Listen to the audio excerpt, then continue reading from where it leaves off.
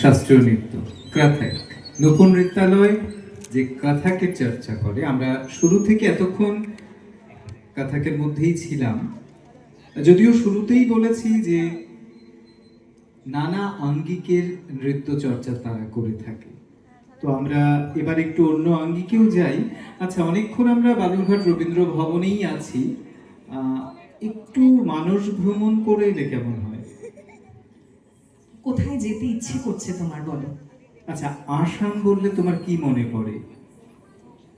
আসামের কথা উঠলেই আমাদের সকলের মনেই কিন্তু চলে আসে তাদের জাতীয় উৎসব, এমনকি ফসল কাটাকে কেন্দ্র করে যে নৃত্য চর্চা, অবশ্যই বিহু।